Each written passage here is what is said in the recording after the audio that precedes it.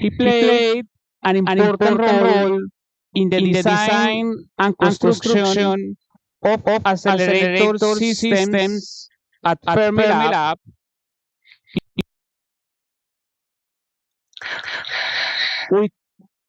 With James Yorken, he developed the theory of intrabeam scattering, which has played a crucial role in the development of intense particle accelerator, including synchrotron light sources. He co-founded approximately 18 domestic and international organizations, including the African Physical Society, African Light Source Foundation, African Laser Center, Julius Nyerere University of Agriculture and Technology in Tanzania, and LAM, with enhanced synchrotron light source and crystallographic science in developed countries. He recently served as chair of the IPAP C13 Commission on Physics for Development. He is recipient of the American Association for the Advancement of Science 2023 Philip H. Abelson Prize for his many contributions to scientific research and policy, the inaugural International Science Council 2021 Policy for Science Award, the American Physical Society's 2017. Yes. Can you hear me? So, yes. So I would like to invite to Dr. Sekasi Mingwa.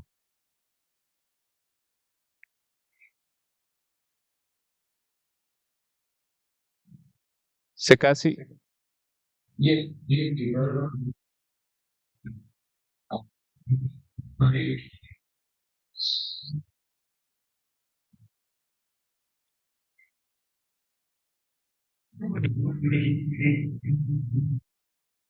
Yes, perfect.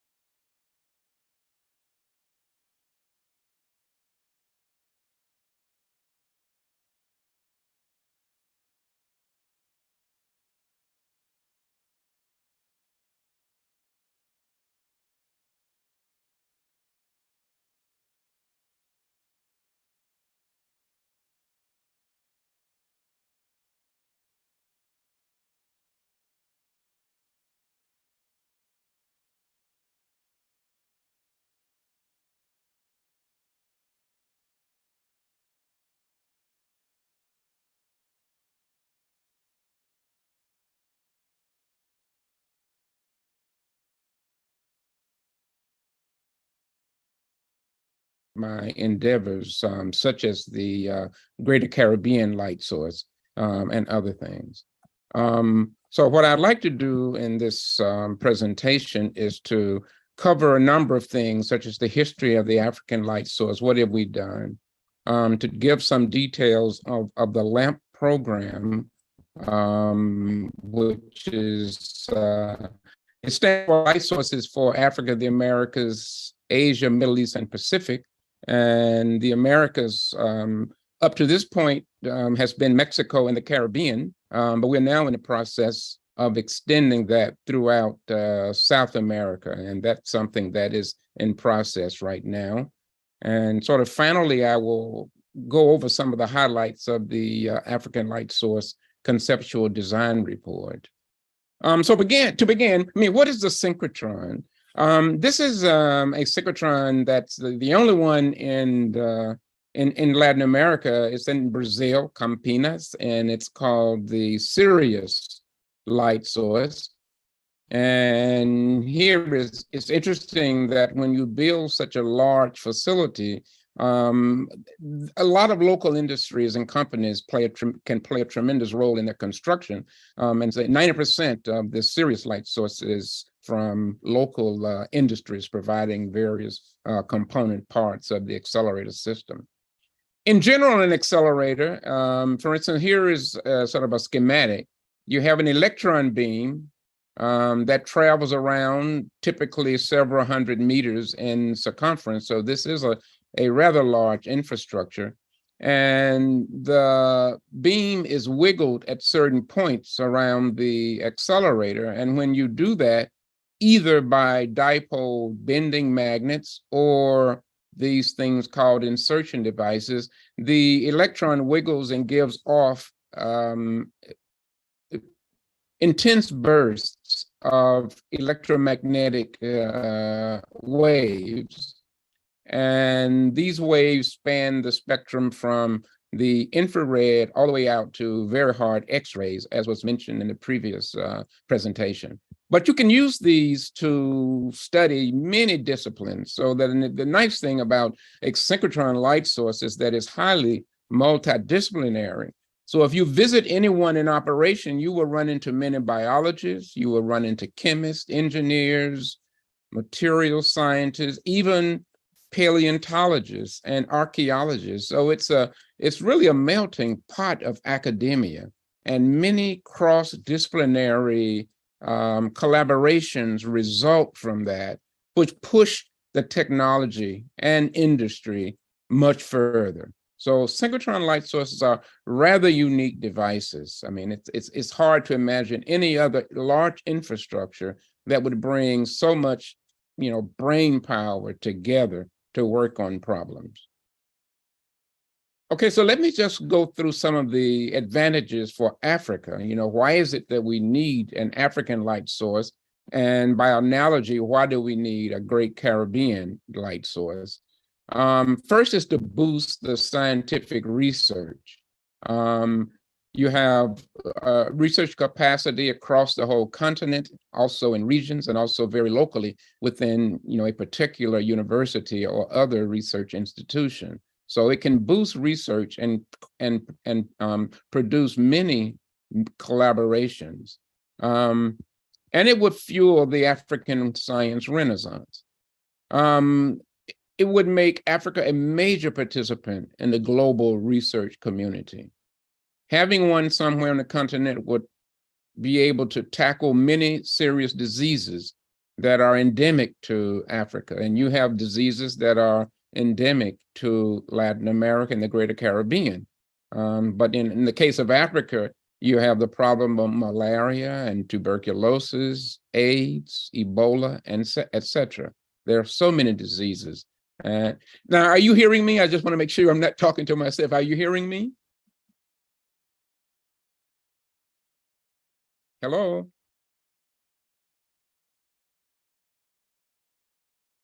I'm hearing you, Sakazi. You are, Camila. Oh, wow. That's the problem we get. We lose them. So all of the students in the audience are not here. Dominican Republic and they hear perfectly well. Yeah. Oh boy.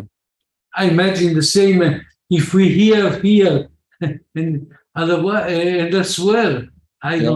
This is what Carolina was saying, is that it's like two meetings. So all of us can hear each other, but the main place where you have government officials and students and so forth, they are not hearing us. That's a shame. So I don't know what to do. Maybe Marvidine, could you contact them again and let them know? I'm gonna call them again. I'm calling. Okay, go ahead, Caroline. Okay, let's see.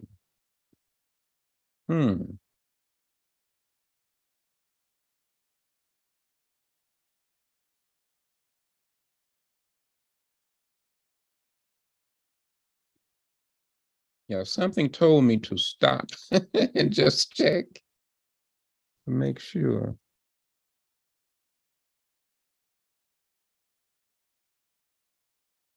So Carlos, are you hearing also?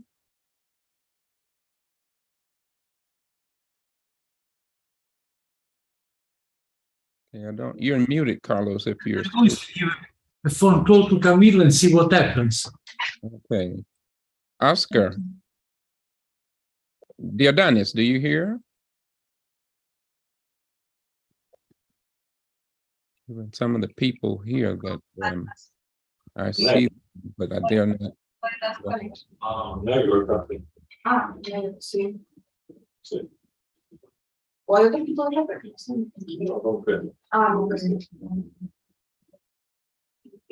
It's really weird. As soon as we start sharing screens, that's when we lose them.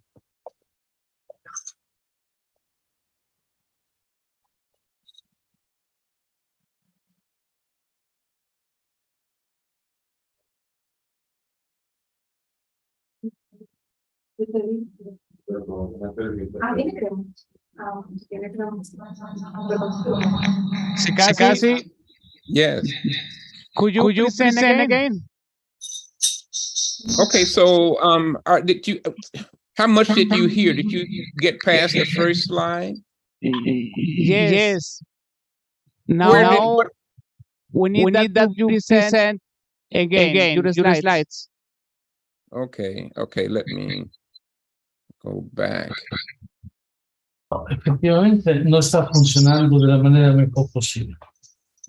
No, tuvimos suerte porque en fin de cuentas, al menos la parte nuestra salió Now we are. You can continue, Sikasi. Okay, I can skip some of the introductory. I can skip some. Can you hear me, Camila? Yes. Okay, Perfectly. so let me just start right about here because most of that was introductory. No problema. Imagínate, si esta tragedia pasara del ministro aquí, le da ataque. Pero lo que pasa es que todavía como que no Sí, nos sí. acostumbramos al uso de la tecnología. No hay mucha diferencia. No, yo he participado en muchísimas reuniones Leo, Dice, Okay, let me please, just Sikasi. start this. Okay, so I started talking about what a synchrotron is, and basically, this is the only one in Latin America, which is called Sirius, and it's located in Brazil. So you have an electron beam that inside this building that's traveling around in a circle, and at certain points you can wiggle the beam, and when you do that, it gives off intense bursts of X-rays that travel along beam lines to various samples to be studied. And the radiation goes from infrared wavelengths all the way up to hard X-ray wavelengths. And what I showed in this schematic was the fact that, you have people working in many disciplines who are using these synchrotron light sources. So you have all in one location, you have chemists doing experiments, biologists, and so many other fields. You have even in paleontology, archaeology. So it's just an amazing large infrastructure that's revolutionizing many fields. And so that's one of the major advantages, is that it's multidisciplinary. So you get a lot of academic interactions at these facilities. And I was saying that the advantages for Africa, which would be essentially the same for the Greater Caribbean and Latin America, is that it would boost the research capacity, both locally at various institutions, for the region overall, and for the whole continent, or the whole continent of South America, or the grander region of the Caribbean. And I was saying that in Africa, there are diseases that are endemic to Africa, like malaria, tuberculosis, AIDS, Ebola. And there are also diseases that are endemic to the Greater Caribbean and Latin America. So that these light sources, if you have one in your region, you can make that a top priority. The present situation is that there are many light sources around the world, and researchers from Latin America can go and study, but you're subject to whatever the priorities are at those facilities. So you cannot just make them say, give you a major amount of beam time to study whatever disease that you're most interested in. So that's the advantage of having one in the Greater Caribbean or in Africa, is that you can make the priorities such that you can address whatever it is that is happening in your region of the world. Let me just go down and say that another major advantage is science for peace, like CERN and Sesame. Sesame is in the Middle East, and Sesame has members, about 7 or 8 members, countries that are members, which would be similar to the Greater Caribbean light source. And in the case of Sesame, you have countries that are not normally politically friendly toward each other, like Iran and Israel, Pakistan, the number of the countries there, Jordan, are all working together at Sesame to pursue science, even though their governments have problems with each other. I think the same thing happens in the Greater Caribbean. There, of course, I think the biggest problem would be between the US and Cuba. If you have a light source where you have everyone working together for peaceful scientific purposes, that would help, I think, to smooth the relationship among the US and Cuba, for instance. And of course, Puerto Rico and the Virgin Islands are 2 US regions that are located in the Caribbean. A big thing is returning the African science diaspora. Many Africans are around the world working at light sources. And we have a good colleague at the Canadian Light Source who leads the structural biology beamline by the name of Michel Forget. He is from Cameroon. So if there were a light source on the African continent, perhaps he may decide, hey, he wants to get closer to home one day. But there are many other Africans around the world you will find at the light sources. So you, in a similar way, there, I do a lot of work with Brookhaven, and I know that there are Brookhaven scientists who are from the Greater Caribbean region. So to allow people the opportunity to do research closer to their homes. And finally, if African countries are going to take control of their destinies and become major players in the international community, I think that a new 4th generation light source is absolutely essential. And I think the same for the Greater Caribbean region. There have been 4 generations of the synchrotron facilities, and now the 4th generation would put you right at the forefront of what is happening in the world. So this is a map of advanced light sources around the world. Now, advanced light sources is a general term, but they are 2 types. One are the synchrotron facilities that we have been discussing. And also you have something called free electron lasers, X-ray free electron lasers. And there are not so many of those. The downside of these free electron lasers is that you don't have many beam lines, whereas the synchrotrons can accommodate many more studies, many more beam lines. Typically, synchrotron light sources, you can have up to 100 beam lines in operation at some of them, whereas the free electron lasers, you pretty much wouldn't have more than 10. The advantage of the free electron laser is that it's much brighter than the synchrotron light source. And you can monitor chemical reactions, for instance, on a much smaller scale. So each one has its advantages or disadvantages. But for the first advanced light source, I think every country realizes it needs to really go for the synchrotron light sources for its impact. Now, this is a little bit of a historical timeline of the African light source. Africa's first interactions with light sources was back in the 1990s, and Egypt and South Africa both started doing research at the light sources. In the case of South Africa, they were using the ESRF, which is in Grenoble, France. The ESRF is the European Synchrotron Radiation Facility. And it took a while. In 2003, 2002, 2003, was the first call for a Pan-African light source. And this was a call from an organization called the African Laser Center, which I was fortunate enough to be involved in the starting up of that particular organization. But we put in the strategy and business plan way back in 2003 that we should have a Pan-African synchrotron facility at some point in the near future. Not much happened in the interim, but I remember around 2014, Herman Winnick and Herman Winnick is an emeritus professor at Stanford University and was the one of the two or three people who started the idea of the sesame light source, which, as we know now, has come into existence. But Herman and I wrote a paper urging the African community to push on an African light source.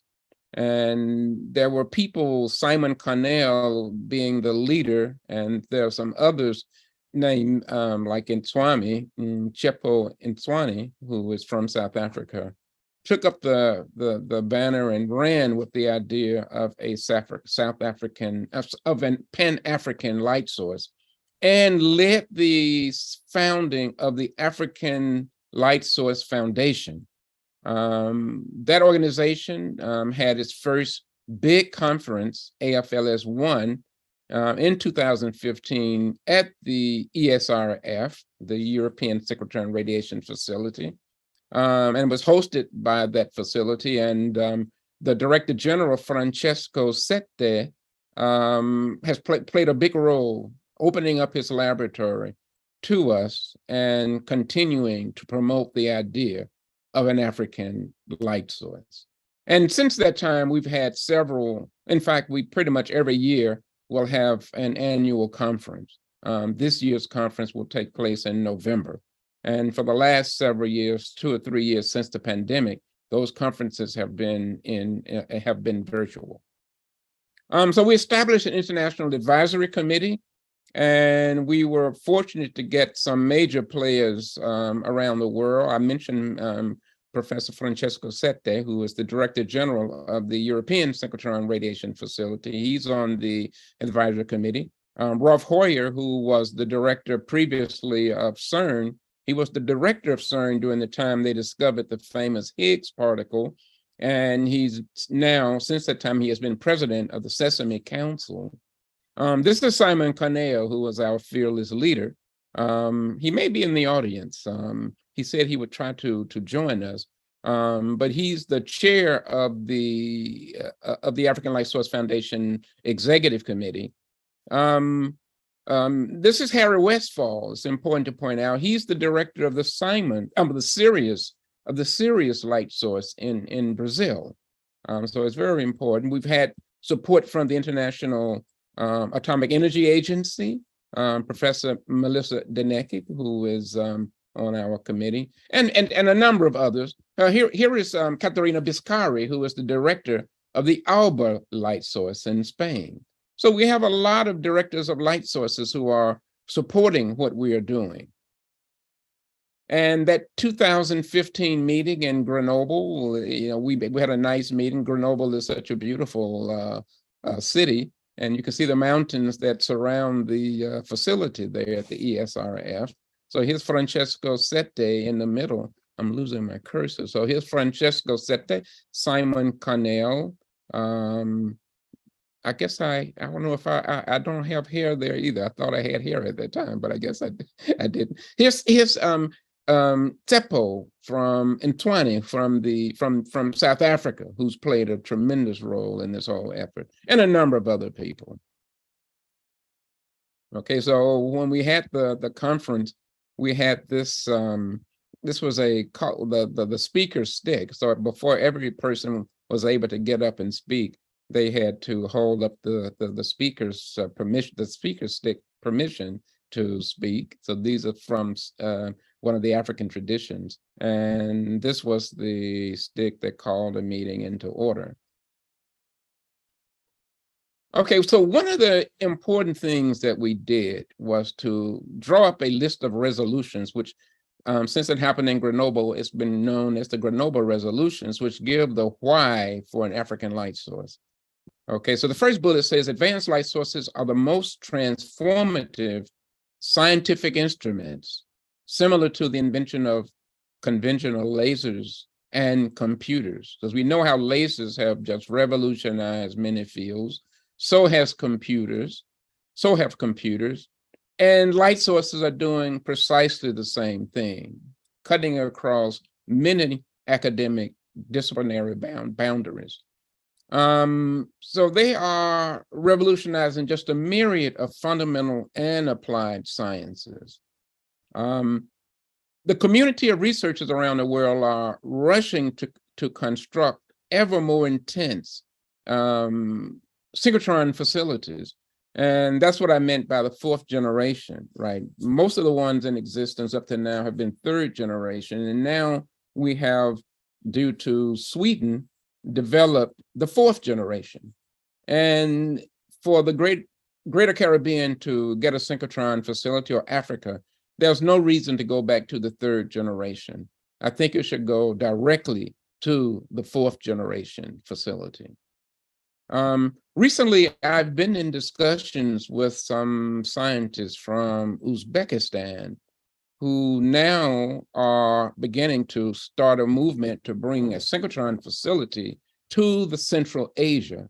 And the person who is really pushing that is more interested at this point in the instrumentation. I think for Africa and for the Greater Caribbean, the idea is to bring a synchrotron to immediately have beamline scientists to pursue their research. But they're doing it from a little bit different perspective. They want to play around with magnets and get students up to speed on engineering with accelerators and so forth. So in their case, perhaps a third generation machine would be fine. In fact, there may be a possibility of getting such a machine or parts of the machine donated to them so that they can start educating students in engineering of accelerators. Okay, we mentioned earlier about the fact that having a light source would help with bringing the diaspora back. And and the last one, taking control of destiny. So I've covered that.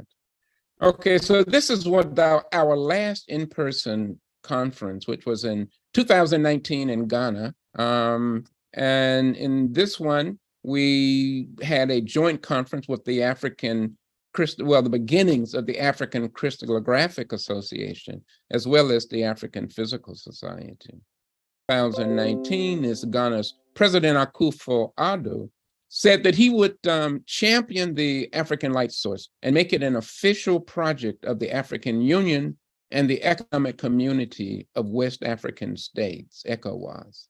And so based upon that, we at least have the attention of the leaders within the African Union, but we still have a long ways to go in actually convincing countries that this is something that is absolutely necessary for Africa's socioeconomic development, and the same for the Greater Caribbean. And from our initiative, there have been many publications written, and this is something that I think the Greater Caribbean has to begin to do, is to write publications for both scientific and public publications. Now, I want to digress a bit and talk about a project called LAMP, Light Sources for Africa, the Americas, Asia, Middle East, and Pacific, which pretty much covers the entire world of developing countries. And this is a part of the bottom-up approach from the African light source. We have to bottom up, we have to train many people to use light sources to increase our numbers of users. The top down, of course, was getting the support from people like the president of Ghana. So the LAMP project, the website is located there. There's the web link, and we invite you to go and visit that link. But we have Marielle Agbo-Hambata, who is from Benin, who is a member. Öztürk is working in Germany, but she's from Turkey. We have Sandro Scandalo from the International Center for Theoretical Physics in Trieste, and Michele Zima, who is from the University of Bari in Italy, but also he's director of, he's the executive outreach officer for the International Union of Crystallography. Now, for the LAMP project, we have a number of light sources that have agreed to help us train light source users. So these are our collaborators in this respect of training new users. And I point out that Sirius Light Source in Brazil is one of our partners. Well, you can see that we have partners from all over the world, USA, Spain, Canada, Italy, it just goes on, down to Thailand, Taiwan, and so forth. And the projects of LAMP, number one is to develop a strategic plan for each region. Let me stop here first and ask, Camilo, are you hearing me? Oh, no. Oh, you do hear? Okay, great, fantastic. Okay. Fantastic. Okay. And how am I on time? Okay, great. Okay. So LAMP projects then. So one thing we did, we developed strategic plans for each of our regions. We have a colloquium program where we send experienced light source users or accelerator people, synchrotron designers and operators and so forth, to various regions to educate people about what these devices are all about. We've produced a brochure for government officials and the public. So it's a non-technical brochure and it's on the website. And we also have the FAST team program, which is the faculty student team program, where we send a faculty person and that person's graduate student to a light source for 2 months of training. Okay, so the strategic plans can be found on our website. The colloquium program, the information about that can be found on our website. And this was one that is extremely interesting. We sent a physicist named Thierry Dalmeida, who works in France for the French Atomic Energy Commission, but he's originally from Benin. And we sent him to Benin to give a lecture about LAMP. And somehow the information got to the president of Benin, who invited Thierry to come back again for further discussions. And out of those discussions, Thierry and colleagues were able to establish a crystallography training program, not only for Benin students and researchers, but also for other countries, researchers and students from other countries. And so we had 3 training sessions before the pandemic hit. And these were in person. I mean, the school is designed to be in person, hands-on, because we're getting more and more crystallography equipment. We have a single crystal diffractometer, and currently a powder diffractometer is arriving. And by the end of the year, a tomograph machine will be arriving. But you can see that we've had many learners, many students from a number of African countries that are there, not only Benin, but Burkina Faso, the Democratic Republic of Congo, where our first speaker was from earlier today, and so forth. You can see that we had quite a few. And we've had 20 invited speakers to come in and to teach the students. And this graph shows you the various concentrations of the students. So you can see we had most of the students coming from physics discipline, but we also had chemistry and material science, biology, pharmaceutical sciences. So this has been an extremely successful program. In fact, I think one of our participants, Marvadine Singh Wilmot, Dr. Singh Wilmot, visited and participated in the program. So it's not only for students, but it's also for people who already are researchers in crystallography. And this connects them with the facilities there. So this would be a training program, or still it is a training program. And it's also a research center for crystallographers. Now, this is the LAMP brochure where we describe in 5 languages. So you can see Spanish is one of the languages. We have Portuguese as one of the languages, Arabic, French, and English, and is located on our website. Now, the faculty student team project that I mentioned And I was very disappointed that we did not have so many applications from the Greater Caribbean in our last competition. But we had so many from Africa. And I think the reason is that one of the things that the African Light Source and LAMP does is to host a synchrotron school at the first of the year. This year was in the end of January, 1st of February for 2 weeks. And the students there learn all about, they're introduced to what these synchrotrons are all about and encouraged to apply for one of these grants, so that the program gives the faculty person and the student each 2,000 euros to cover transportation and some of the living expenses. And our partner Light Source, the 17 that I showed you earlier, will provide free housing and contribute to per diem meals. So that it's really a very nice program that will cover most of your travel and living expenses. And we need to get more applications from the Greater Caribbean region. This is an example. This is a person who visited the Siam Light Source in Thailand. This is Dr. Oladijo, who is from the Botswana International University of Science and Technology, and his student who went with him. And they were able to stay there for 2 months. Now, Phil actually was a LAMP awardee previously. So a year prior to this, he spent 2 months in Japan at their photon factory. So you don't necessarily have to stay at the same light source. Let me skip this. This is that African Laser Center that I mentioned to you, which is a part of our bottom up, because we are building laser laboratories and collaborations across laser labs. And we've had collaborations involving mainly South African researchers in collaboration with researchers from these other regions. The African Laser Center is based in South Africa at their National Laser Center in Pretoria. And this is when we founded the organization back in 2003. And I actually had hair there. I don't have hair anymore.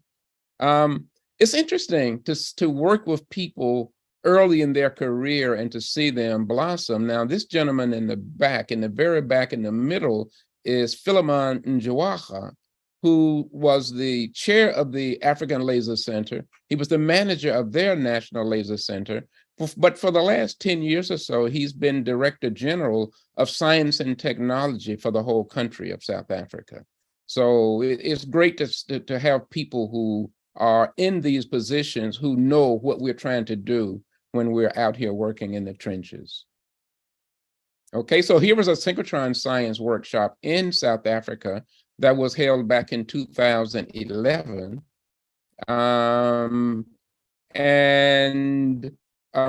Here's Francesco Sette. You can see that he was helping to promote synchrotrons in Africa way back then. So he's been involved for a long time. Here's Simon Connell, who is our current chair of the African Light Source, and a number of other people. Here's Herman Winnick, in fact. I mentioned Herman Winnick. He is the honorary president of the Greater Caribbean Light Source. He is a man who has been promoting light sources in developing countries for decades now. And I think he's someone that we all should be familiar with. Okay, so we wrote a strategic plan. They asked me to chair the writing of the strategic plan. And one of the things that we said is that South Africa should, in fact, become an associate member of the ESRF. And in fact, that eventually happened. And here you can see, here's the Director General, Francesco Sette, along with Simon Connell, who was the chair of the South African Light Source Foundation, and Tsepo Tswane, who has been working with Simon and the rest of us in pushing this forward. Okay, so we have come to the point of a conceptual design report. We have a rather large editorial staff. This was a major undertaking. And let me just go, just to give you an idea, we have approximately 100 people who have contributed to this whole process.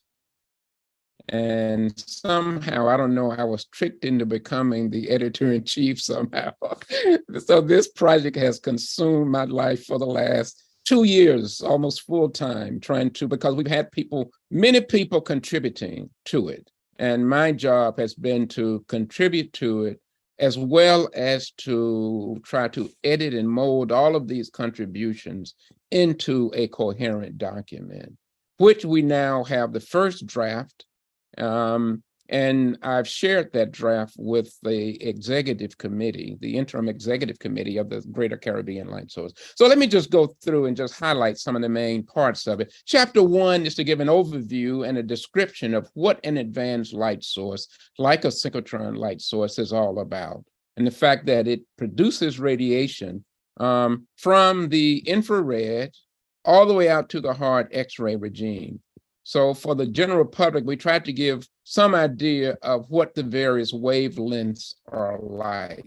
So you can see infrared radiation now gets you into biological systems. So a lot of biology is being studied by using the infrared wavelength of these synchrotron light sources. Of course, these light sources wavelengths can be tuned higher. As I said, it spans all the way out to the X-ray regime. So you're now getting into the size of bacteria, the size of viruses, proteins, and chemical molecules. And in fact, because of that, these light sources played a leading role in understanding the coronavirus so that the pharmaceutical companies could devise vaccines and treatments for the coronavirus. So COVID-19, to a large extent, was brought under control by synchrotron light sources, okay? And that comes under the whole term of structural biology, trying to understand biological systems. So in the conceptual design report, we spent a lot of time talking about these various scientific benefits, structural biology, the fact you have materials can be studied for energy applications, and some of that was touched upon this morning by the previous presentation. So solar cell materials, that you can study those materials. Batteries to store energy, the materials can be studied at synchrotron light sources. Geoscience, environmental science, climate, plants, soil, agriculture, paleontology, archaeology. We discuss all of these in the conceptual design report. And for Africa, the dots correspond to where samples were taken that are paleontologist samples. The other ones have to do with more minerals, geological mineral samples for the square boxes. But you can see the importance in paleontology. Look at all the dots in South Africa. It's a rich source of skeletal remains that are studied at light sources. Chapter 3, we look at the social and economic benefits. And one of the things we briefly talked about was justifications for large-scale infrastructures. If you go back to the 1940s and 50s, it was driven more by national security and national ambitions, like the space race. The Manhattan Project, which was the project. It was one of the first big science projects. Then as we moved into the 1970s, it was driven more by scientific curiosities. And that brings us to things like the Fermi National Accelerator, where I worked as a young physicist, the CERN Accelerator, and many. These were big infrastructures. Now these big infrastructures are turning their attention to grand challenges like the climate crisis, the health crisis, aging, and the various sustainable development goals of the United Nations. Okay, and then, I guess I can skip some of these, but I think the final one down here is one that is extremely important.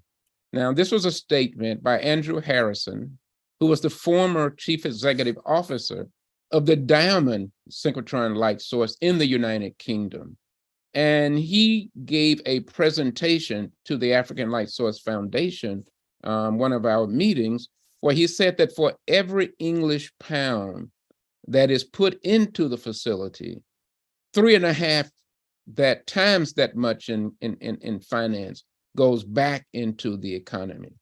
So that these facilities allow companies to come in, get a better idea of the materials that they are using, and go out and make much bigger profits, which feed right back into the economy. So that there is a tremendous economic benefit of having one of these synchrotron facilities. Now, for the history, we talk a lot about various organizations that have been involved. And I mentioned the African Laser Center. Here's another laser network called the LAM network, which was coming out of Senegal and led by Professor Amadou Wague from the Sheikh Anta Diop University in Senegal. The LAMP project I've mentioned, X-Tech Lab I've mentioned, but we explain all of this in the conceptual design report. As I mentioned before, we give a synchrotron light source school every year, and I think it's extremely important for the Greater Caribbean to send many researchers and students to that school. It's a virtual school so that we can accommodate. Last year, we had close to 200 participants. And I think much of that is the reason I said that we had a lot of African applications to the LAMP projects, FAST team programs, to spend time at light sources for training. Other organizations, BioStruct Africa is trying to increase and promote the field of structural biology in Africa, as well as START. START is a program that has pushed to promote structural biology and energy materials. The African Physical Society has been a tremendous supporter, and in the Greater Caribbean, the physical societies there hopefully will be big supporters of the Greater Caribbean light source. Chapter 7, we discussed the statutes. We now have 2 multinational synchrotron facilities in operation, the European, the ESRF, as well as Sesame in the Middle East. And so we've studied their articles of governance, and we've tried to mold those into an African situation. And then chapter 8, we discussed the details of what a 4th generation synchrotron light source is. And our prototype is coming from Sweden, because they were the first to generate this idea, to develop this idea of a 4th generation synchrotron light source facility. So their light source we've used as the prototype. And so our prototype is a 3 GeV, approximately 500 meter. And this 100 picosecond, this is the horizontal beam size. This is sort of a technical term, but don't worry about it so much. But the point of the matter is that the electron beam that generates the synchrotron radiation, the smaller in size you can make that beam, the brighter will be the beam and the brightness of the facility. And these synchrotron facilities are just many thousands of times brighter than the 3rd generation synchrotron facilities. One thing that I like to point out in the African Light Source Conceptual Design Report, we talk about the various ancillary requirements, what other kind of systems, water, waste disposal, etc. But in terms of the electrical power, typically you would want the Greater Caribbean Light Source and the African Light Source to be able to accommodate up to 10 megawatts of capacity. And I'd like to point out that the Sesame Light Source is the first synchrotron facility to be totally powered by solar power. And this is something that we should consider for the African light source. Renewable energies should be the goal, as opposed to using the traditional coal or whatever, oil or whatever the kind of power you're using. A great advantage of having a synchrotron facility is the campus, the high-tech campus that grows around it. And it's very important that the Diamond Light Source, to point out that there are about 100 companies, over 100, that are located near there so that they can be nearby to use the facility. But not only that, you have other institutes, you have universities and others who set up shop very close so that they will be able to have ongoing proximity and able to easily use the beam lines at the diamond light source.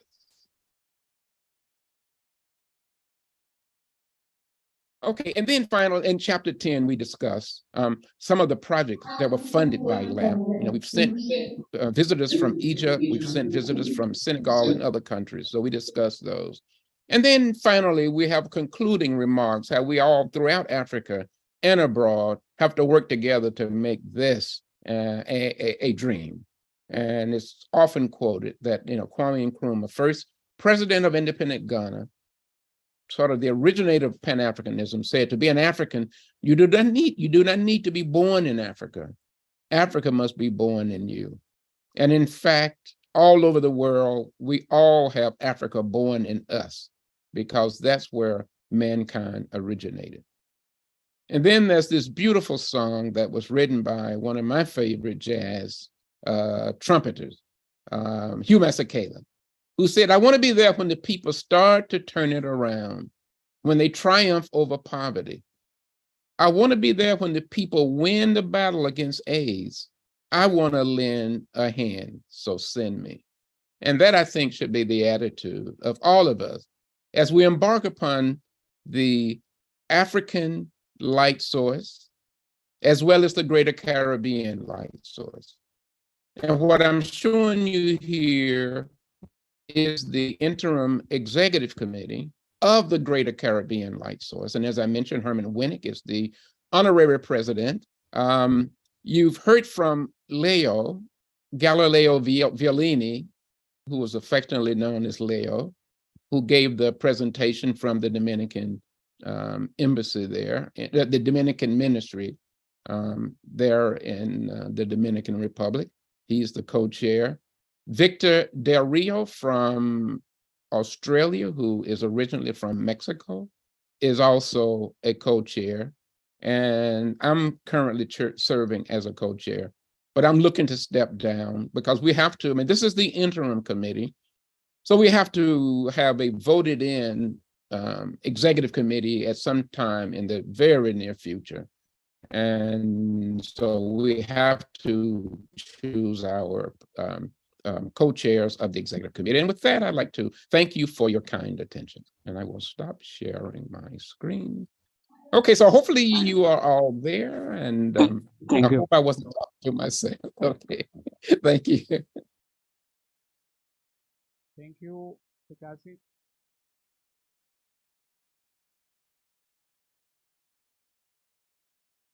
Thank you.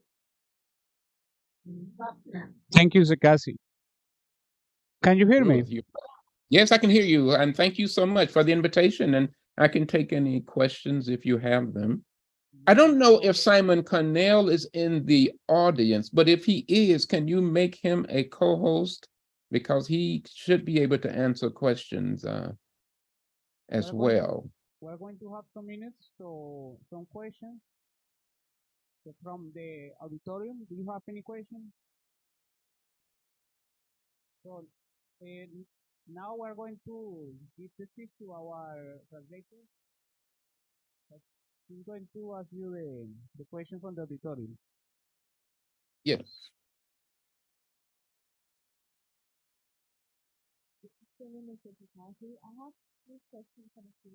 Okay, I can barely hear you. The first question is, what are the environmental repercussions of the... I can't use you sound far away. I can barely hear you. Can you repeat the question, Camilo? Because I could hear you pretty well.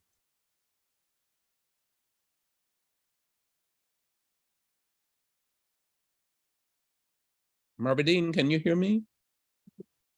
Yes, Prof. I'm hearing you very well, but I'm also not hearing from. Not hearing them. Okay. Okay. Oh no, the echoes have returned.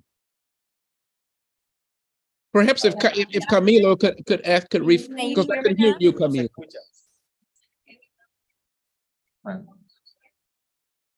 Or perhaps we can put the questions in the chat. Oh yeah, yes, that's right.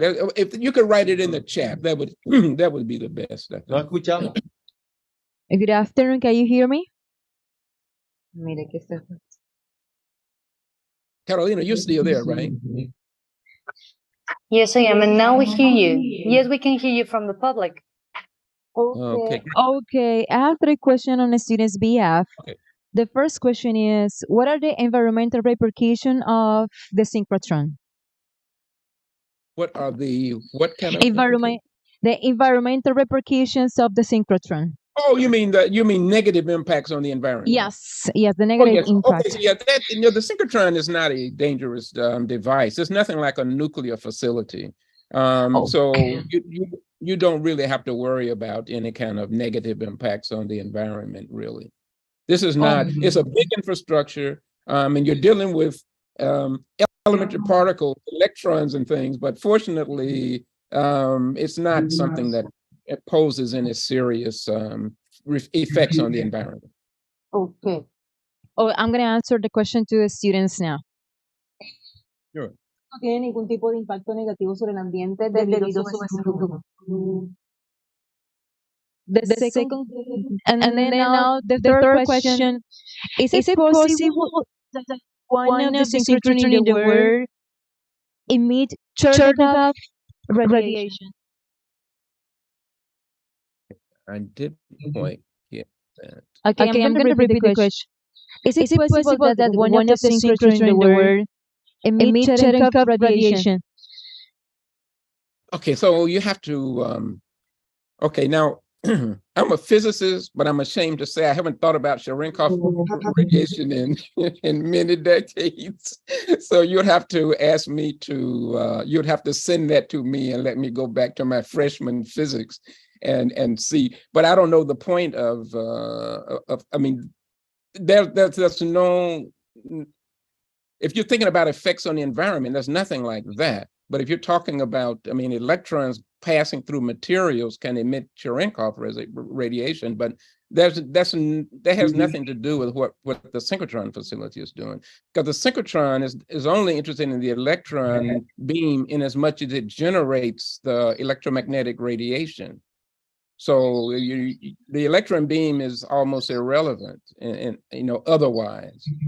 I mean, things like Cherenkov radiation, you'd have to worry about if you were doing, in my field of high energy physics, where you're actually using these electron beams to actually interact with each other or other materials.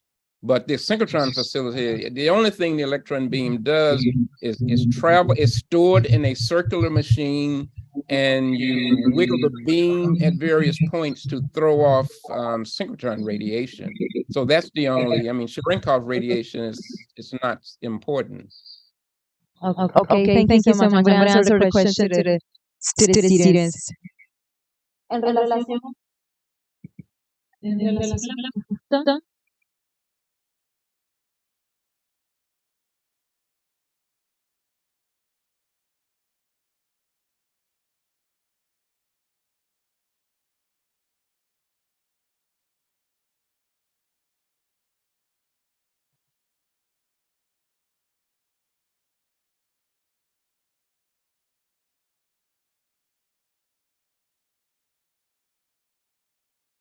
Bueno, para responder la pregunta del estudiante, el síncrotrón, debido a la estructura del síncrotrón, no representa ningún impacto negativo para el ambiente, ya que el síncrotrón utiliza electrones, así que la radiación del Cherenkov no representa ningún impacto como tal.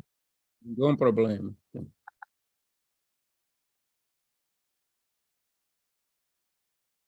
Okay. Yo creo que eso es una pregunta de Leo. I would like, first of all, Sekadi, that you answer, please, the last question, because the question was put in Spanish, whether the synchrotron cannot be harmed for the environment because of accelerated particles and so on. So this is one point which is basic for the big public. We know what are the problem, but you may know that, certainly know that even the idea of having the CERN has created concern about the population living around, whether this may lead to harm for the health and so because of accelerated particles. So I would ask you first to answer this in order to make the field clear from this problem, and then I'll make a comment. No, but the radiation, okay, you do have radiation. I mean, these are X-rays, for instance, but you have lots of, what do you call shielding? You have lots of shielding so that the radiation is contained. So there's really not, any real problem. Now, one of my jobs is as a judge for the U.S. Nuclear Regulatory Commission. So I deal with, real hazards. And I can tell you, this is nothing like that. So for, if you want to make the association or similarity to a nuclear facility, it's nothing of that order. I mean, sure, there's radiation, but it's shielded. I mean, you have radiation coming from your dentist office, right? I mean, the medical doctor takes X-rays of you, but the person, the technician who gives the X-ray is shielded. And so for the synchrotron facilities, you have to do the same thing. You have to shield it so that the X-rays do not get out into the community to harm anybody.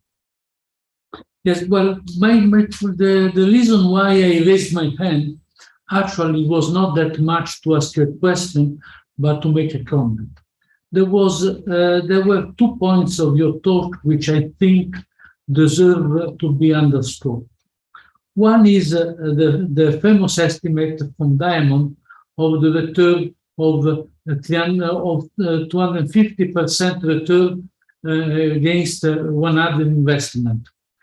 This is probably one of the most optimistic answers about the return of investment in big science. But I would like to say that even if one takes a more conservative approach, since I'm working in the science policy, I would like to say that I've read no comment stating that less than 20-30% is the return of investment in science. And so this is something which unfortunately is not so considered so much in these regions. It is true that, of course, this return comes from an average of investment which don't produce return, but if one does not make attempts of doing many things, one cannot be so optimistic that only those things which give a big return are useful. But certainly the case we are pointing out of the synchrotron is a case in which the return is almost sure. But the second point I wanted to comment about what we are saying is that I found extremely important the slide you presented of the side activities which may arise around the synchrotron. In a sense, this shows that what really one needs is not only a synchrotron. One needs to make a big program of development in this region. And this has 2 lines, in my view, has 2 lines of action. One is the line of developing just the area of the synchrotron with additional facility. In the case of Sirius in Brazil, there are many labs around Sirius which benefit of the presence of Sirius, but they have also their independent roadmap to scientific development in biology, in biotechnology, and so on. Second, that when we talk, as it is the case, both in Africa or in the Caribbean, of a big facility, which necessarily will be hosted in one country, one should understand what is the role of the other countries. It is clear that there could be a certain difficulty for many countries to collaborate in the investment in another country for a big regional facility. So one should have in mind also some additional facility development in other countries, which in a sense make part of the same of the same object. I explain. A synchrotron in a country in the Caribbean may be very important, but it will be located necessarily in one country. This may be Mexico, this may be Colombia, maybe Dominican Republic, maybe Central America, but wherever it is not elsewhere. However, this should not be seen as a loss for the other countries. The other countries should have minor facilities, less expensive facilities, but also related to the same structure. So what I have in mind as a Caribbean synchrotron is a facility which has side smaller facilities in other countries. For example, could be an accelerator to produce radioisotopes in one place and so on, so that the development is the development of many countries together. There was a sentence which was very popular during the pandemic, very popular, but has been easily forgotten. When people were talking about the vaccines, people were saying no country should remain behind. Well, this was said by the first world countries in the Abu Dhabi G20 meeting at the beginning of the pandemic, was forgotten the next day, but this never mind. I think that the same happens with this. To create a synchrotron in Mexico or Colombia or wherever should not be seen as a mechanism which leaves behind the rest. And the rest is very important, in particular in one region. I'm thinking about the islands of the Caribbean islands. They are very small. They cannot invest a big amount of money on that. But St. Lucia development, just to make an example of Barbados, is just as important for the development of this region as that of Colombia or Mexico or Panama, whatever it is. Yeah, I think, okay, so even though the European Synchrotron Radiation Facility is in Grenoble in France, all of the countries benefit from it because they're involved in the governance. You know, they can set priorities so that France doesn't completely control it. So by the same token, if you have one in the Greater Caribbean, it would be a multinational, hopefully, so that all the countries come together and decide mutually what the priorities are. Not only that, you have many possibilities of beamline. So it could be that, for instance, if the facility is located in Colombia, Jamaica could have its beamline there, and they pretty much control or manage that beamline. Of course, they would share with others, but the point is that they can manage it and set the priorities for their own beamline, so that all the countries can actually have major portions that they manage. And so it really would be a multinational device.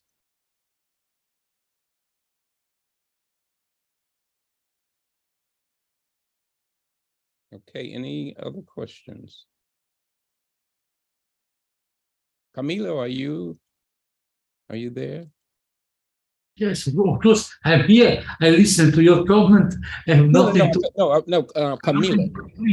Camilo, I just want to make sure I didn't lose the host, organizers. I don't know if they can you hear me? Camilo. I'm calling Camilo again. Oh, you're calling. Hey, okay, hello. Carolina. Yeah. Now I came back. So thank you, Sekasi, for this talk. I have a question that is related with what is the biggest challenge we keep dropping that you had in this project?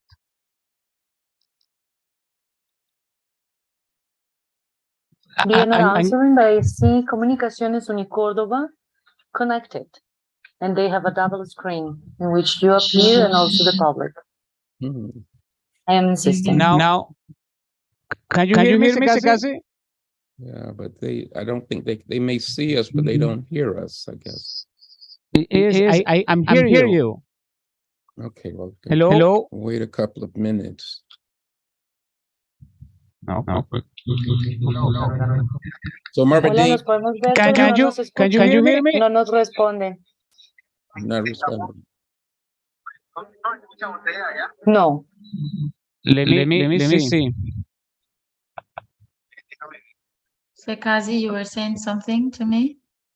No, I was just saying, I hope you're not frightened for tomorrow. No, absolutely not. We'll take it on. It's a challenge that we welcome.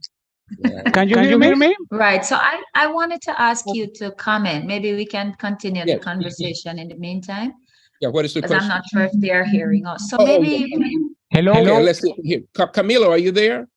Oh, yes. Yeah. okay. Great. So could you answer the question, Carolina, and later we can continue? Okay, that was Marvin Dean. Go ahead, Marvin Dean. Right. I was going to ask for you to comment, for instance, on the Brazilian light source. If you know how many users of the beamline, the different beamlines in Brazil are coming from people in this part of the world below the equator. Yeah, that I do not know. I don't have the statistics on that, although I do know that they do have people from Argentina and Chile, and so they do. But exactly how many versus how many from other parts of the world, I'm not really sure. But of course, in Brazil itself, it has many users. So that's the key. You know, we have to build the number of users, and that's why I think programs like the LAMP program are very important, because you want, you know, to convince a government to invest, you have to be able to show you have the necessary number of people to use it. So that's something where we are doing all of the planning. We have to really stress sending our young people and even older people to light sources so that they can develop collaborations. And the nice thing about a light source is that once you go and learn the system, when you go back home, of course, you can mail in future samples for data acquisition. So you don't physically have to go back to the light source.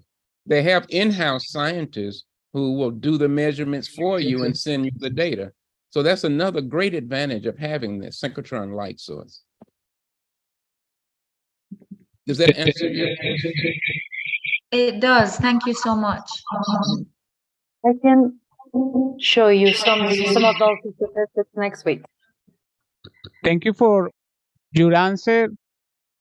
I have another question that is related with the project.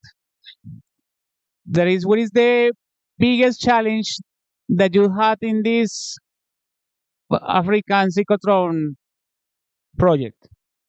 The biggest challenge is convincing governments that they need to go ahead with this. You know, we've gotten ourselves poised and ready, right? I mean, we've done all of the background work. We're now about to finalize the conceptual design report. We know a lot about the users across the continent, who they are and where they are. So at this point, it's up to the governments to decide that they want to push forward, because once they give the red light for that, then things should move fairly quickly.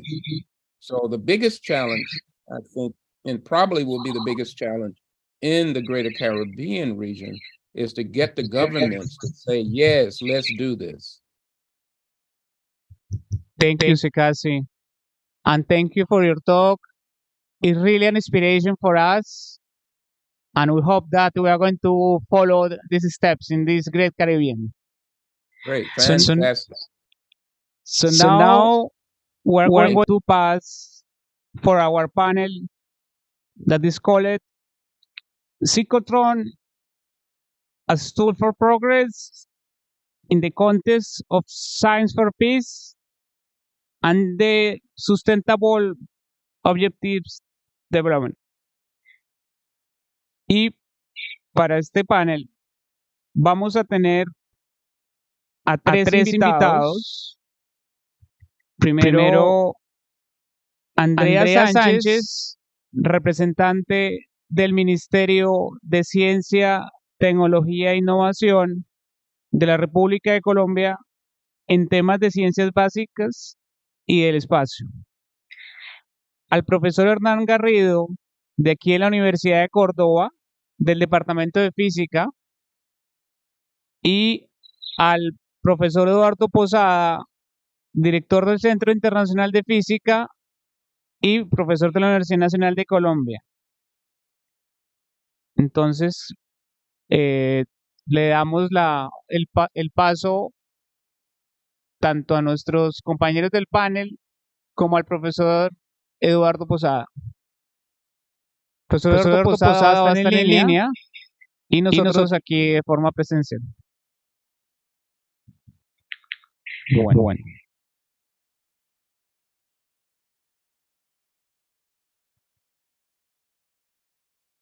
Bueno, aquí me acompaña Andrea y Hernán.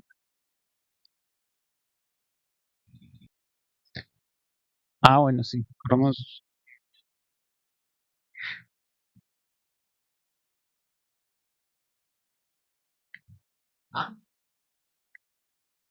Bueno, esperemos darle la entrada.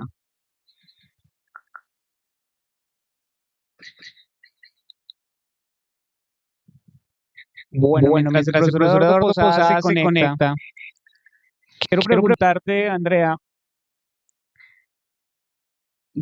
¿cuál es el rol que el Ministerio de Ciencia, Tecnología e Innovación está desarrollando actualmente en Colombia y el rol de ciencias básicas y del espacio en ese contexto? Bueno, buenas tardes para todos. Por una parte, la Política Nacional de Ciencia, Tecnología e Innovación, el COMPES 4069, establece que el Ministerio de Ciencia, Tecnología e Innovación tiene un compromiso de generar herramientas de política que orienten y fortalezcan las ciencias básicas y del espacio y demás áreas disciplinares para la generación de nuevo conocimiento. Por otra parte, para la misión de sabios, generar políticas de Estado en ciencias básicas es uno de los más grandes desafíos que plantea. Por ejemplo, para maximizar la interacción entre lo fundamental y lo ambiental, se propone establecer una política de Estado que a través de las ciencias básicas o que ponga a trabajar las ciencias básicas en función de soluciones ambientales a través de programas integrales, es decir, de un conjunto o un paquete de iniciativas en ciencias básicas que en diferentes áreas disciplinares formulen proyectos para la solución de estos problemas. Actualmente, MinCiencias cuenta con diferentes mecanismos como convocatorias o invitaciones a través de las que se promueve esa participación de los grupos de investigación, de los centros de investigación, de los institutos de investigación colombianos, y que a partir también de lo propuesto en la política orientada por misiones, donde con esos 5 retos, bioeconomía, salud, alimentación, energía y ciencia para la paz, también están involucrados de manera transversal las ciencias básicas. O sea que tenemos una propuesta de ciencia en el marco de la paz. Bueno, y ahora continuando en estos proyectos que son de ciencia, tecnología e innovación para el desarrollo regional, ¿qué podrías tú decir al respecto, Hernán? ¿Para qué es importante que estemos aquí hablando de un proyecto para hacer un ciclotrón del Gran Caribe?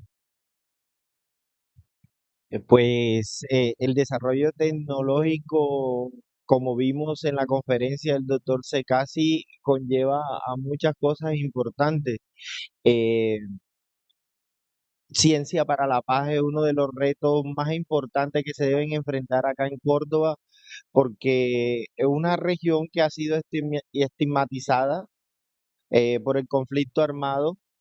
Hay mucha población campesina, ¿sí? Que debemos traer a los centros e instituciones a formarse para crear ese desarrollo sostenible de nuestro departamento de Córdoba. Entonces, el proyecto del Sincrotrón nos llevaría un poco a ese objetivo principal que tenemos, no solo subsanar la parte del conflicto, sino formar los nuevos profesionales que necesitamos en la región cordobesa. Y pues el Departamento de Física de la Universidad de Córdoba, la Facultad de Ciencias Básicas, eh, la Universidad de Córdoba como tal se ha lanzado a la región. Y pues en cabeza de nuestro señor rector, esa es la misión que se nos ha encargado a los docentes. Y lo otro, el aspecto de formación postdoctoral que está creciendo y doctoral en nuestra región, de importancia. Veo que no solo en astronomía hay ese hueco, esa falta. El doctor Secasi mostró una imagen muy impactante del hueco del sincrotrón en la región Caribe, en la región africana. Y pues ya se solucionó el problema para los pueblos africanos y vemos todo el movimiento que ha generado a través de todo el país. Entonces, para nuestra región es importante eso y más esto que se está dando hoy aquí en Montería. Yo creo que es una noticia regional que se ha vuelto nacional. Es un problema. Por eso tenemos a Andrea acá con nosotros. Tú mencionabas que además de física tenemos otros grandes proyectos en astronomía. Hay unos sistemas de radiotelescopios, se llama el sistema BLA, BLBI, y pues, cuando uno mira el mapa, tampoco tenemos en esta región uno de esos radiotelescopios que puede ayudar a conectar toda la red. En el caso del mapa que el profesor Secasi mostraba, ahí vemos también esa ausencia de un ciclotrón, cómo estaba la ausencia en África. Entonces la idea es cómo estos grandes proyectos mueven a todos los actores del Sistema Nacional de Ciencia y Tecnología e Innovación para volver la ciencia como un motor de economía y que podamos ser una sociedad basada en conocimiento.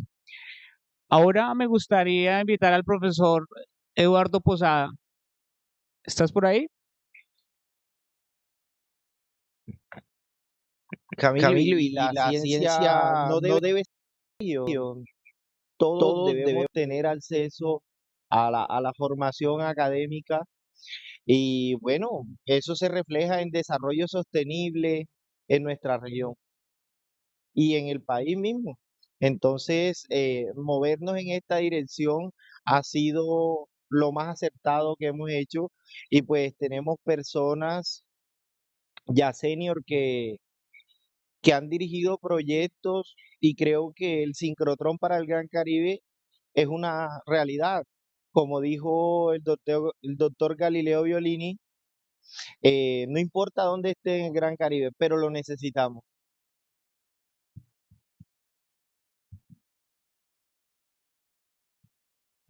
Entonces vemos cómo pues, se han unido personas de diferentes nacionalidades para impulsar este proyecto que es de largo aliento. Hay unos presupuestos generales de unos 50 millones de dólares a 10 años para el desarrollo del proyecto. Entonces la idea es que nos podamos conectar todos, tanto el gobierno con sus diferentes facetas como representantes de la empresa privada, también pues, de diferentes fuentes de financiamiento. Me gustaría preguntarle a Andrea que nos hables un poco de estas convocatorias que el Ministerio está promoviendo conceptualmente, ¿qué tienen detrás? Pues dentro de los mecanismos con los que cuenta Sincio's de convocatorias, en el año se están manejando 2 convocatorias por cada uno de los retos que mencioné en la anterior pregunta. Y específicamente en ciencias básicas y del espacio se está empezando a trabajar en esas necesidades tanto de recursos como de características y de política para generar lo que sea pertinente a las convocatorias y demás mecanismos de ciencias básicas del espacio. Bueno, muchas gracias, Andrea.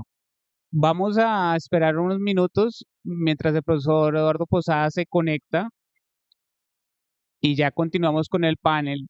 No sé si ustedes en el parte del público tienen alguna pregunta.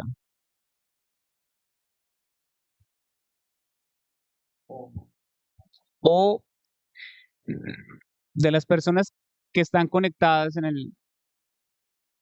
Creo que está el profesor Posada.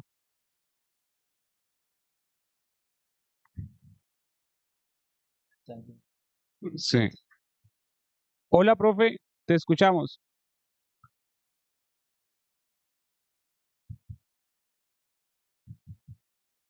Profesor Posada.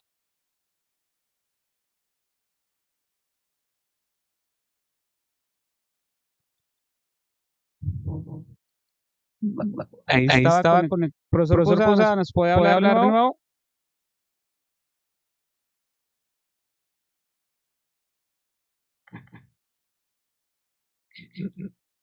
Profe, si puedes hablar.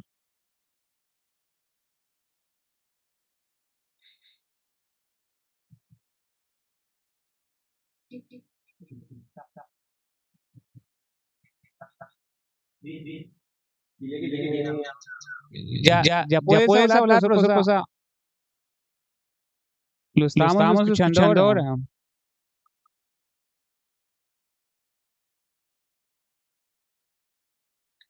Bueno, mientras el profesor Posada se conecta del público, ¿alguna pregunta? Creo que has hecho una pregunta ahorita.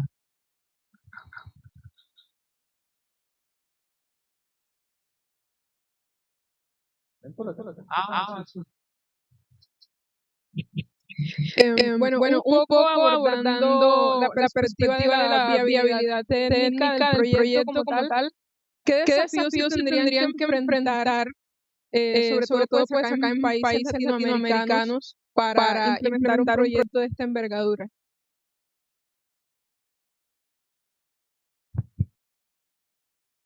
Bueno, me gustaría darle la opción a nuestros panelistas su opinión. Yo creo que lo primero que se debe convencer es a la administración, ¿no? A través de un proyecto de ley que entre a través del Congreso. Y por eso, pues, están reunidos, se están haciendo estos mini simposios para darle a conocer a los diferentes ministerios de ciencia de qué es un sincrotrón, la necesidad que se tiene el sincrotrón y cuáles son las ventajas de tenerlo, ¿no? Entonces, esto debe entrar por los ministerios y llegar al Congreso para convertirse en un proyecto de ley. O sea, primero hay que convencer, es en realidad a los administradores de los diferentes países del Caribe y pues esa es la finalidad de nuestro simposio. Pues los desafíos, como lo planteas tú, tiene que ver en primer lugar con recursos, capacidades técnicas, capacidades administrativas y también hay una ventaja para la región y es que ya existen otros proyectos de sincrotrón en el mundo Entonces, fácilmente quienes están interesados en esta propuesta, pues pueden seguir el camino y entender las fallas y los avances que han tenido en los demás proyectos. Eso facilitaría un poco las cosas. También es importante entender hasta qué punto, en cuestión de compromiso, pueden en realidad cada uno de los países interesados aportar, no solamente financieramente, y ver la viabilidad a partir de eso del proyecto como tal. No sé si alguien de las personas que nos está escuchando en línea, del comité del simposio, por ejemplo, el profesor Galileo Violini, nos quería comentar algo. Yo quisiera despejar el terreno del problema si, gracias Camilo, si un proyecto de esta naturaleza es un proyecto compatible o no con nuestros países.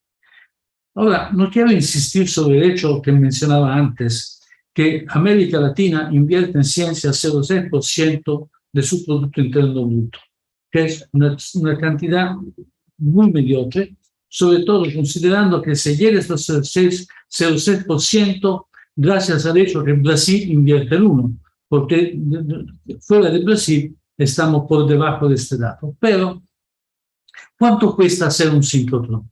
Seamos concretos. Un sincrotrón cuesta, pensando que tiene 20 años de vida, aproximadamente unos $1.000 millones, digamos. Son $50 millones por año. Y además tampoco se gastan todos al comienzo, porque evidentemente toda la primera etapa de los primeros 4 o 5 años los costos son mucho menores. Ahora, no quiero hacer un comentario fácil, decir, ¿saben ustedes cuánto ha gastado Centroamérica en gastos militares en el 2021? Bueno, le puedo decir, $2.000 millones. Y toda la región ha gastado $20.000 millones. Entonces, digamos, no es este el problema. Es claro, se puede decir que los gastos militares existen. No quiero hacer una polémica aparentemente pacifista y antimilitarista, que sería idiota. Pero quiero decir que para una región, un continente de 500 millones de personas, invertir en un proyecto de este tipo $50 millones está al alcance. El problema es si se justifica como costo de oportunidad cuando pensemos en los otros problemas que tiene nuestra región. Ahora, hay dos temas que yo quiero subrayar. Uno es el tema de la seguridad alimentaria. Es un tema que existe en todos los países. Los países agrícolas necesitan desarrollar la agricultura. Entonces, tener instrumentos para modernizar la cadena alimentaria, para modernizar la agricultura, ya son cosas que dan un beneficio de corto plazo seguro y sin discusión. Segundo tema, ¿cuáles son los fringe benefits de esas estructuras? El caso de Brasil es notorio. En Brasil ha podido crear alrededor del primer sincrotrón, el que se hizo en los años 90, una infraestructura tecnológica que le ha permitido construir el segundo sincrotrón, como decía antes Secasi, al 90% con capacidades industriales internas. Alrededor de eso ha surgido una industria farmacéutica que ha podido permitir a Brasil afrontar muchos problemas con capacidades autónomas. Entonces, si miramos de manera global el desarrollo científico e industrial con su impacto en temas sociales y económicos que son cruciales para nuestro país, el sincrotrón ya se justifica. Y luego hay un último tema que quise decir, porque lo ligo a lo que estaba diciendo la doctora Sánchez. La doctora Sánchez hablaba justamente de la importancia de las ciencias básicas, del desarrollo de las ciencias básicas, y esto yo lo ampliaría diciendo que la inclusión es un problema, la inclusión en todos los sentidos es importante. Entonces, yo no veo un programa de ser un sincrotrón desvinculado de un programa global de desarrollo científico e integrado con un programa de educación. Uno de los errores, pienso yo, de nuestros países es de pensar en los programas, digamos, nacionales, en los planes nacionales de educación, como si fueran planes diferentes de los planes nacionales de ciencia.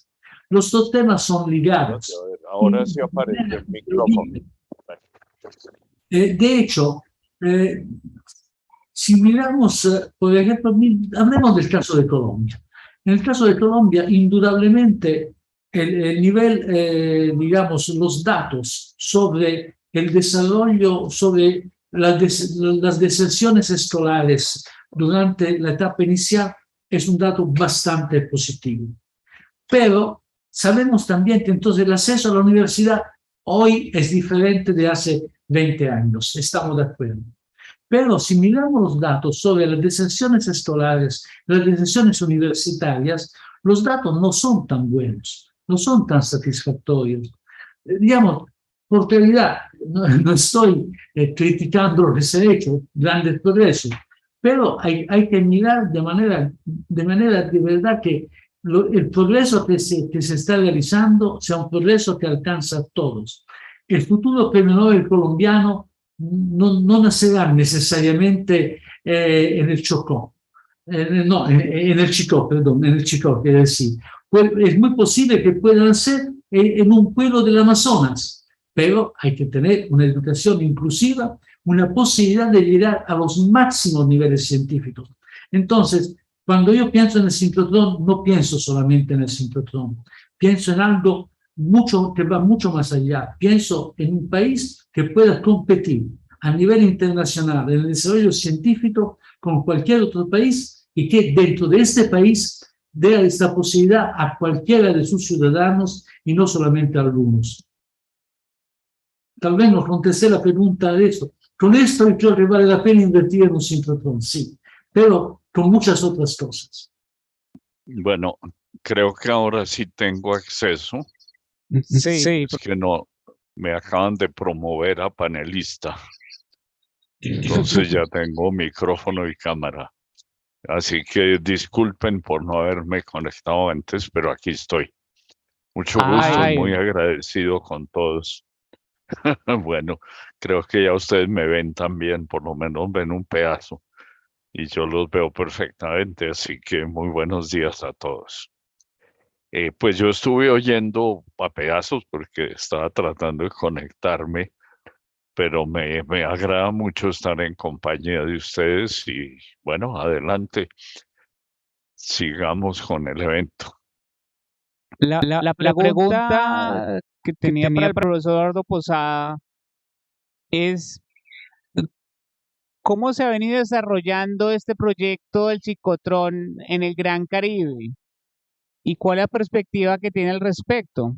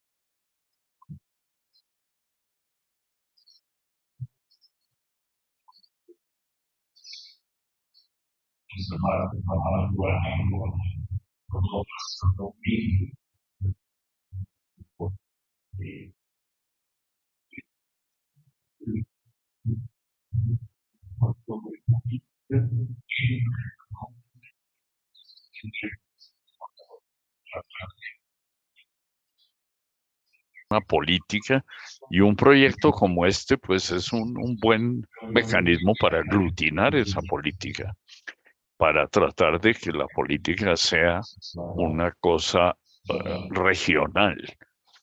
Y eso no ha sido fácil debido a las diferencias de política que han tenido los diferentes países, a los regímenes que hemos tenido.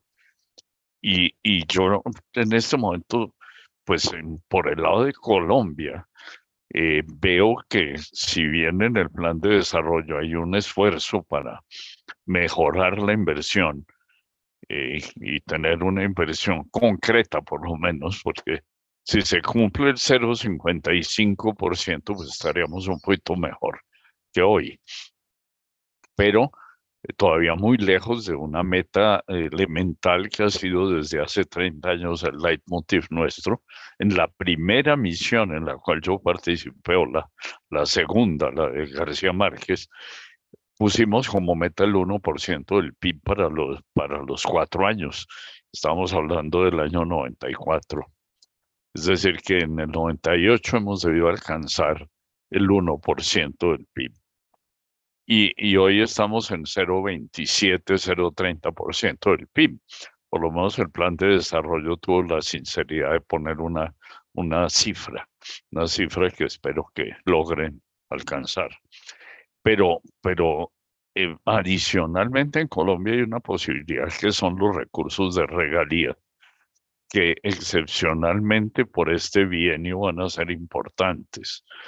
Entonces, si se lograra aglutinar alrededor de un proyecto como este, la opinión o la participación de varios países de la región, México, sin lugar a dudas, países de Centroamérica, República Dominicana, Colombia, Perú, Ecuador, el área andina por lo menos, pues entre todos yo creo que podríamos aportar suficiente para arrancar un proyecto.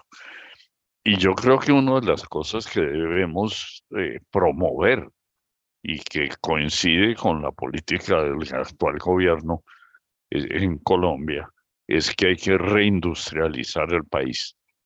Y un proyecto como este puede dar cabida a la industria local. Nosotros tenemos una industria metalmecánica bastante avanzada en Colombia. Se han construido plantas industriales grandes en el país. Es decir, tenemos capacidad metalmecánica, por lo menos, para construir partes de un proyecto como este.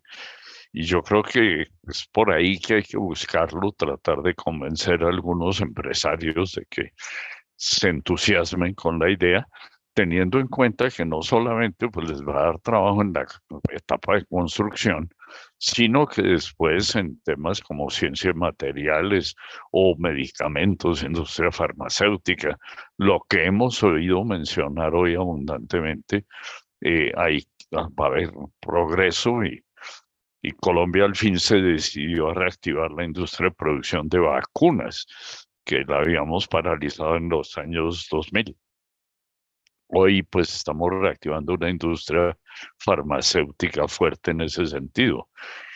Un proyecto como este es de una gran utilidad y por lo tanto pues yo creo que hay que pelear para lograrlo, pero hay que conseguir aliados muy concretos en toda la región y tratar de moverse pues a nivel de los gobiernos regionales.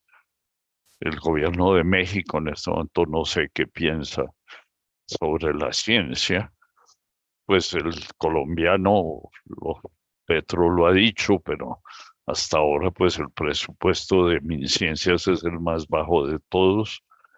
Entonces no se ha concretado en hechos ese apoyo. Y esperamos que eso cambie, porque de lo contrario tampoco vamos a ir muy lejos. Yo paro aquí porque la preocupación mía sí es que este es un proyecto que, bueno, no es terriblemente costoso para nada. Se puede comparar con otros proyectos regionales o internacionales, pero sin lugar a dudas es un proyecto que representa una inversión y que requiere, por lo tanto, de un esfuerzo conjunto de varios países. Y lo que debemos buscar es precisamente cómo aglutinar la voluntad de esos países alrededor de un proyecto que tiene muchísimos aspectos positivos. Entonces, creo que vale la pena continuar la lucha, sin duda.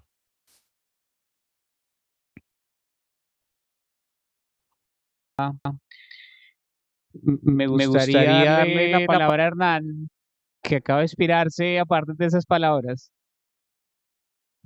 Sí, lo que dice el doctor Lozada, sí, y me parece un punto a favor de la Universidad de Córdoba, porque la Universidad de Córdoba ha tomado como meta desde la Vicerrectoría de Investigación y Extensión lanzar a sus docentes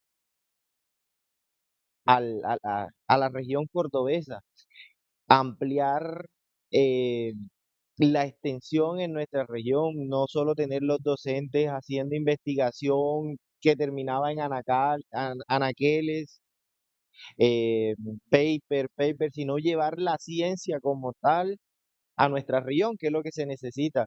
Y muchas cosas se han generado desde acá, desde la Universidad de Córdoba, para el desarrollo sostenible, desde el Departamento de Agronomía, desde el Departamento de Enfermedades Tropicales, el Departamento de Medicina Veterinaria, ¿sí? Y me parece muy importante ese apoyo que nos da el señor rector y la vicerrectoría en estos momentos en la consecución de esas metas.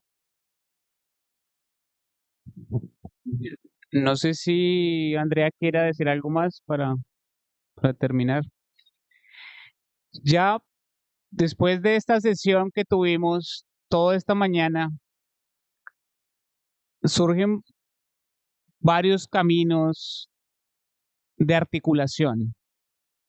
Hoy es el inicio de este simposio que va a ir pasando de país en país aquí en la región del Gran Caribe, incluyendo a España, en Valencia.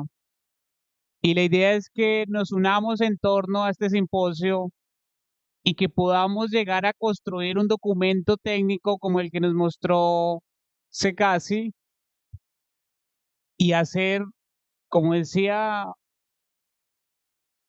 Pierre Curie, el esposo de Madame Curie, hacer de la vida un sueño y de los sueños una realidad, y que podamos tener ese Sincrotrón del Gran Caribe para que aquí los estudiantes que nos están viendo algún día puedan trabajar allí.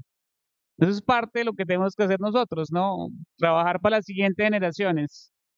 Entonces quiero agradecerles a todos los asistentes virtuales y presenciales por habernos acompañado en la sesión colombiana del Sincrotrón para el desarrollo sostenible. Thank you so much. Es todo. Gracias. Chao, chao.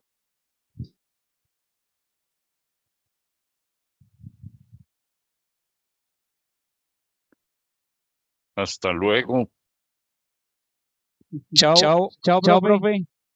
Gracias. Chao. Hasta luego todos. Sí. No. No, está. Hola, Carlos. So now the meeting is over. Thank you so much for staying.